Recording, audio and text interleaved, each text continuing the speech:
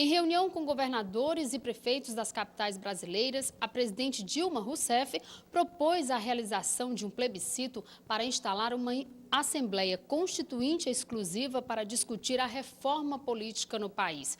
A decisão do Palácio do Planalto é uma resposta aos protestos que tomaram conta das ruas de todo o país nas últimas semanas. Além da reforma política, a presidente apresentou outros 4 pactos a serem discutidos: responsabilidade fiscal, saúde, educação e transporte público. O combate à corrupção também foi destacado como prioridade do governo. Para falar do tema, o plenário em pauta de hoje recebe o deputado Wellington Landim e o deputado Sérgio Aguiar. Deputado, como é que o senhor...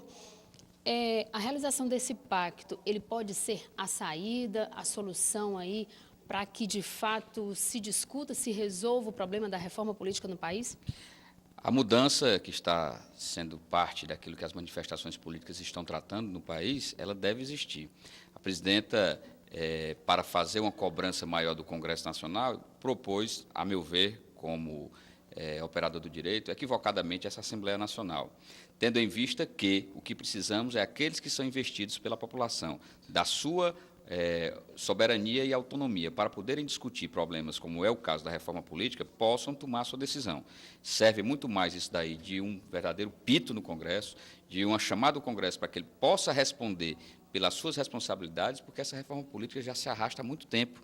E, com isso daí, realmente, muitas das causas e das possíveis consequências que nós teríamos por essa reforma política são travadas. Primeiro, por parte do próprio Congresso Nacional. Segundo, por falta de interesse dos partidos políticos. E isso daí tem causado realmente essa estranheza à população de uma forma em geral no que diz respeito à política. É muito grave o que está sendo pensado pela população de não aos partidos.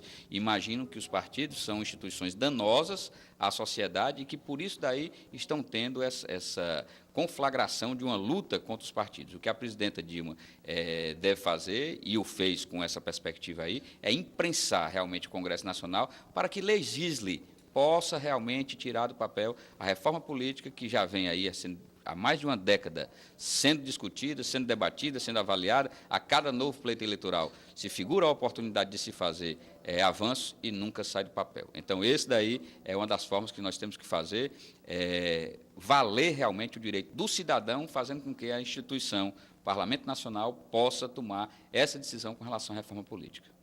Deputado, é importante essa consulta popular para que se chegue aí a uma decisão amadurecida sobre a questão da reforma política? Na verdade, a impressão que me causou é que, quando a presidenta ofereceu a possibilidade de um plebiscito no país, foi com a intenção, muito mais, de fazer com que a população entendesse que ela poderia participar dessa decisão da reforma política, que é uma reforma importante e que vem sendo protelada, como disse o deputado Sérgio Aguiar, há mais de 10 anos. Na verdade, não há necessidade do plebiscito. A Constituição existente, que é uma Constituição boa, ela deixa absolutamente clara que, com 3/5 da decisão do Congresso Nacional, pode ser solicitada uma Constituinte. E aí não há necessidade da população se manifestar. Quer dizer, isso é redundante e, inclusive, alguns juristas consideram, inclusive, ilegal essa necessidade do plebiscito.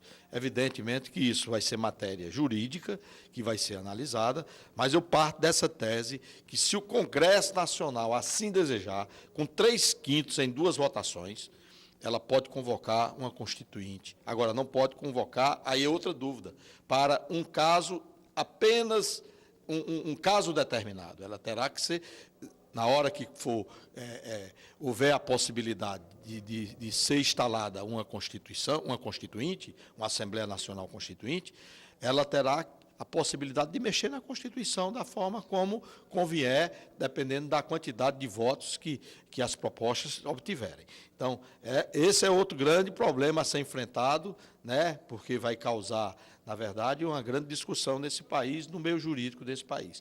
Mas outras coisas importantes que foram ditas pela presidenta não nos atendeu.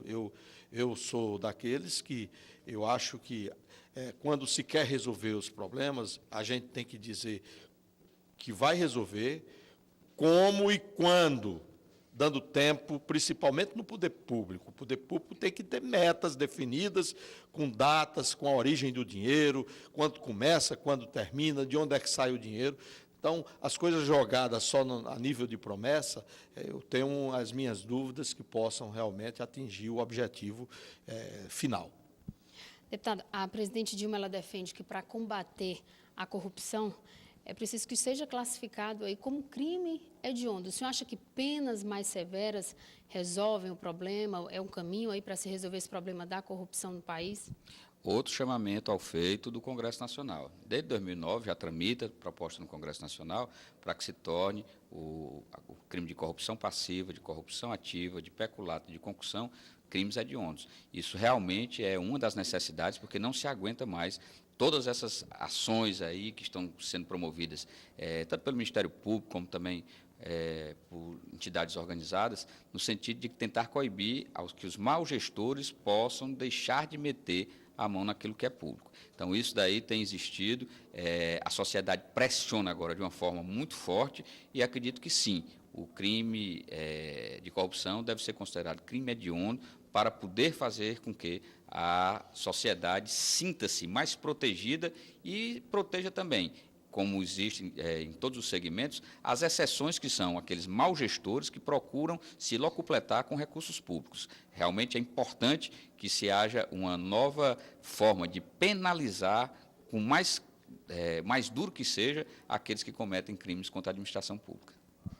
Deputado Wellington, a presidente anunciou aí que vai investir 50 bilhões de reais em obras de mobilidade urbana. Como o senhor analisa essa pressão aí do povo para que se invista mais em áreas tão essenciais como saúde, educação, transporte público? É o sonho de todo brasileiro.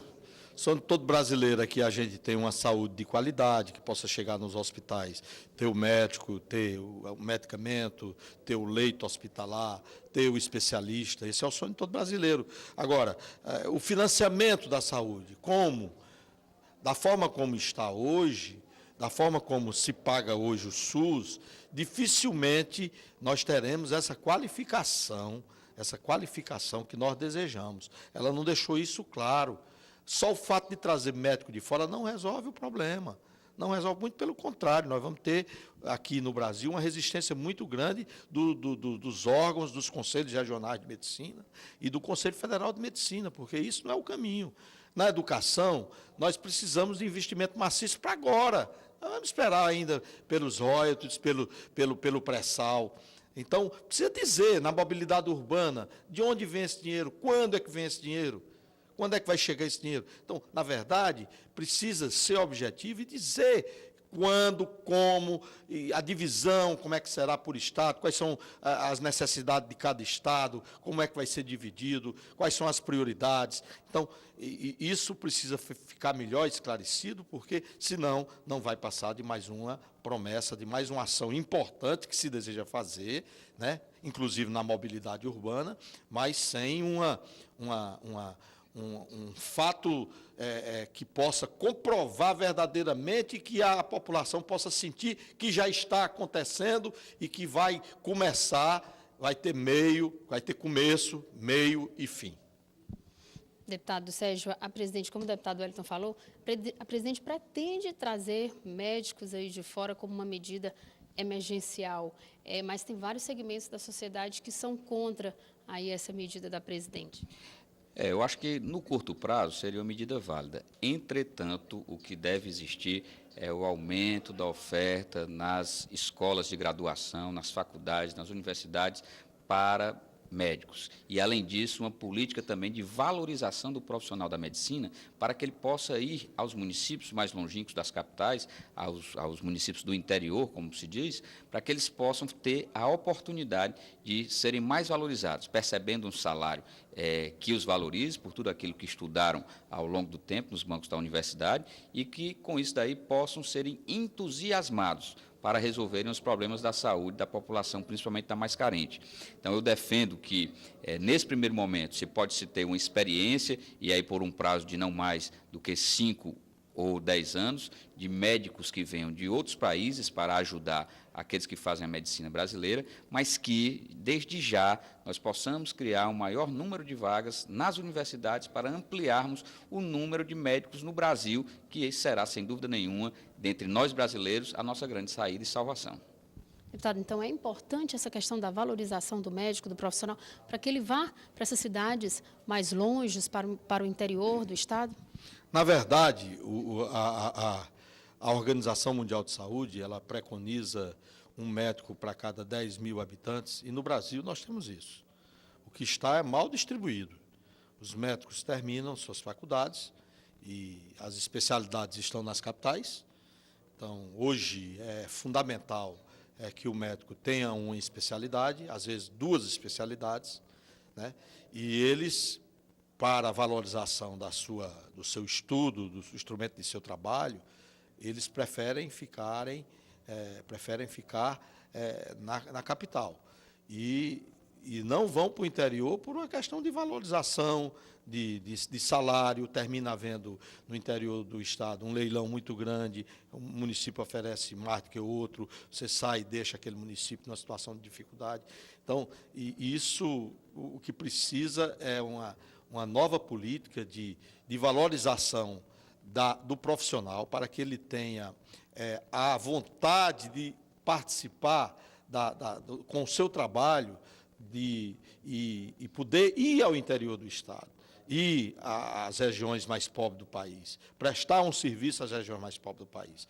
O fato de trazerem profissional de outro país não resolve de imediato e pode até encarecer bastante o SUS, em função da desqualificação dos médicos que poderiam vir para o país sem o mesmo currículo exigido, né, nas escolas de medicina do país. Então, eu sou contra a vinda de médicos do exterior para o Brasil, mas acho que precisa ter uma política de valorização para que os médicos brasileiros possam ir ao interior do Estado, com a maior valorização do profissional. Ok, deputado Wellington, muito obrigada pela sua participação. Deputado Seja Aguiar também, muito obrigada. O Plenário em Pauta fica por aqui. Até o nosso próximo encontro.